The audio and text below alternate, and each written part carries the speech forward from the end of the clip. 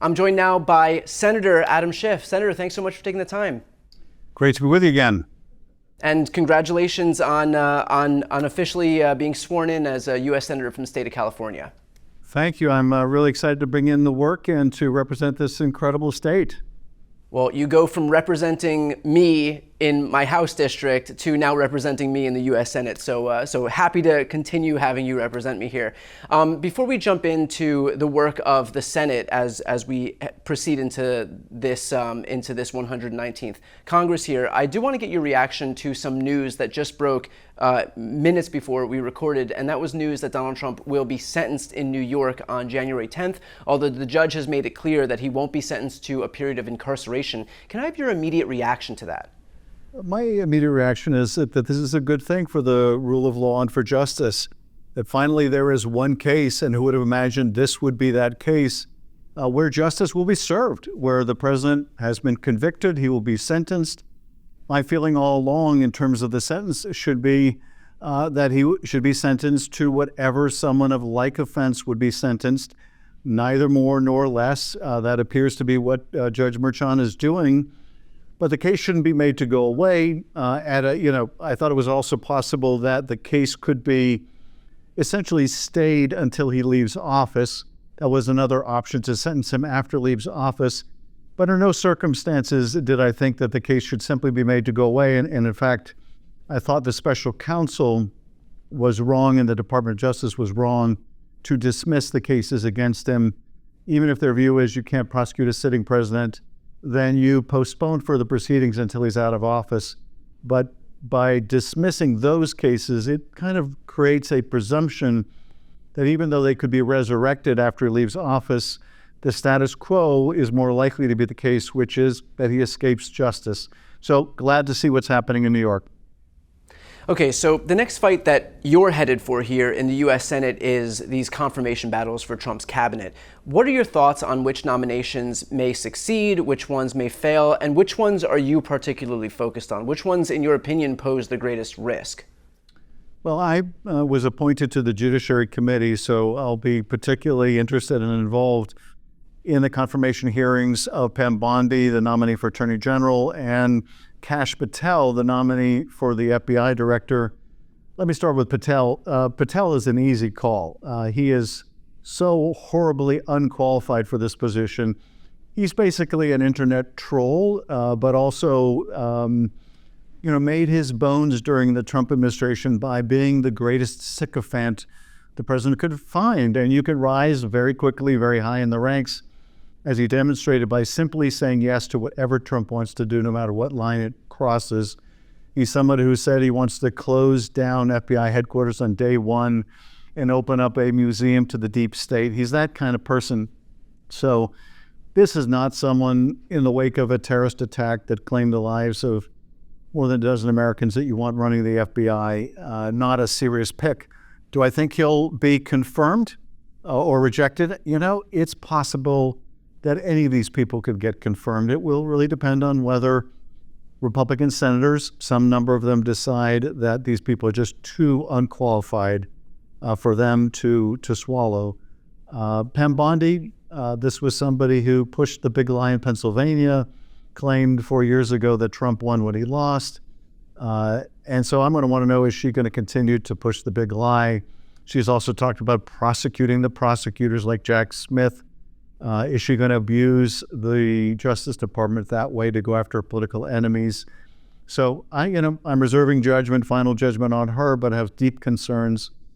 And, the other, which I have a deep interest in among many of these nominees, is Tulsi Gabbard. Having been the chair of the Intel Committee in the House, I know how important it is to have people in leadership in the intel agencies who have experience with the intel agencies and the intelligence gathering process. She has none. She's also very prone to conspiratorial thinking, has echoed Kremlin talking points, cozied up to Bashar al-Assad, a dictator gassing his own people. This is not, I think, someone you want to see whispering into the ear of the president when they're making national security decisions. So profound questions about her too. Well, I know that you've been in the Senate for all of 5 minutes now, but is there any indication as to whether your Republican colleagues in the Senate have an appetite to confirm some of these more extreme picks, like, for example, Kash Patel? I certainly hope so, but I'm reserving judgment about that because, my experiences and this is a hard-earned experience over the last decade, you'll have many Republican members of the House and Senate who will privately raise significant concerns, objections to what the president's doing or who he's nominating. But when push comes to shove, when they have to be public, when they have to vote, it can be a very different matter. So the honest answer is I really don't know. I hope that they will reject the most extreme of these nominees. And I hope more than that, that if the president threatens recess appointments, that is, if he can't get his people confirmed and tries to appoint them during a recess, that they will stand up and oppose that abuse of the process as well. Can we talk about the FBI a little bit as it stands right now? What would it mean if the independence of the FBI was undone in deference to an FBI that's there basically to answer to the executive as opposed to the independent stature that it maintains right now? What it would mean to have an FBI director who is essentially a political hack is they could go after the president's enemies. They could open investigations of people for no reason, with no evidence. They could potentially pressure prosecutors to move forward with charges without an adequate basis. Now, I have faith in the court system that those cases ultimately get thrown out. I have faith in the jury system, but they could really turn people's lives upside down in the process. And of course, merely opening an investigation against someone, even if it's without merit, that can create a cloud over that person. And I'm sure one way they, may be contemplating going after their enemies is to open unwarranted investigations, make the fact of the investigation public, and attempt to smear people. Now, part of the kind of evil genius of what we have seen of the former president is he's pretty well gaslit the public by claiming that this is what Joe Biden did to him.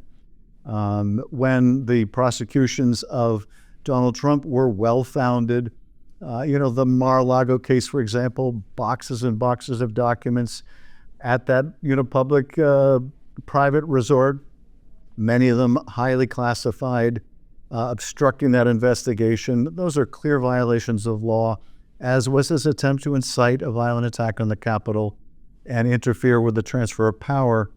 But, Trump, I think, has at least persuaded his base that those prosecutions were merely political, and therefore, he can initiate political prosecutions of his adversaries. So he's, sort of laid the foundation by the false claims against Joe Biden to politicize the Justice Department for the first time. Well, in terms of his promises to retaliate against his enemies, chief among them are members of the January 6th committee. You sat on that committee, as did Liz Cheney, Jamie Raskin, Benny Thompson. What's your response, I guess, to now this increased prospect of Trump seeking retaliation against you and your colleagues? Well, we have this kind of Alice in Wonderland potential where he is promising to pardon the January 6th attackers. So these violent insurrectionists, the people that beat police officers and gouged and bear sprayed them, give them pardons, pardon the criminals, and go after the people that were holding him accountable. Go after those of us that served on the January 6th committee, brought in those witnesses, did the public hearings, and shed a strong light, a public scrutiny on what went into that very dark day in our history. Something, frankly, I'm trying to continue to do. I've invited Daniel Hodges, one of the officers. He was the officer being crushed in that revolving door on January 6th. He's going to be my guest on January 6th for the upcoming joint session of Congress, given the important role he played in protecting all of us that day.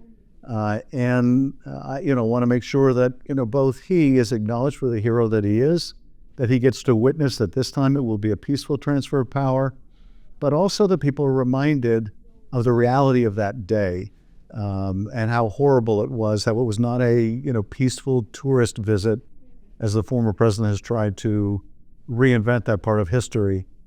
So we are in that Alice in Wonderland world again, where the attackers may be pardoned, those upholding the law may be persecuted. Do you have any worry personally about your legal exposure in this upside down world that will be the second Trump term?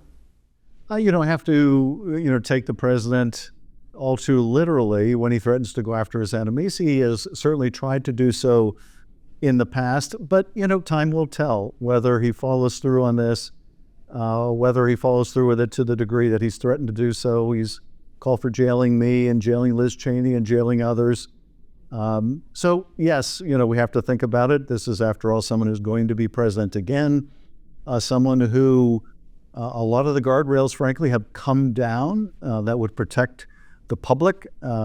We, saw in the first Trump administration, there were some people of independence and stature in the beginning. People like Secretary Mattis at the Defense Department. That might be, Pete Hegseth now. People like Christopher Wray, the director of the FBI, could be replaced by Kash Patel. Those people who served, some of them in that first administration, provided important guardrails. Most of them were driven out and replaced with people of no stature who were driven out and replaced by utter sycophants. He would like to start with the utter sycophants in this second term. So some of the guardrails have come down, so we have fewer protections now than we did then.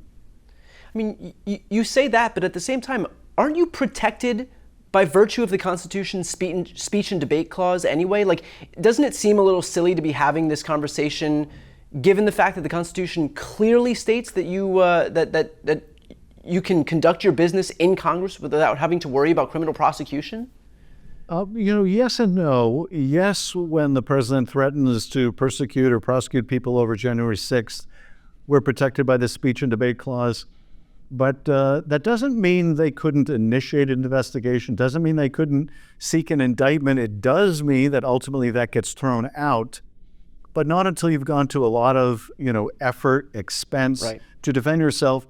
The other thing that they could do in abusing the Justice Department is go after senators or House members or others for things unrelated to their official duties.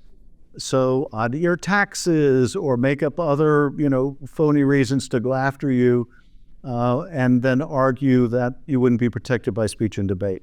Now, moving to a little bit of a different topic here, kind of the one that we're involved in right now, how are the Senate Democrats looking at the role of independent media as we kind of head toward this new media environment where clearly there is waning interest in legacy media, waning interest in mainstream media? This was dubbed the podcast election. And so among you and your colleagues in the Senate, at the very least, how are you looking at the role that independent media is going to play moving forward?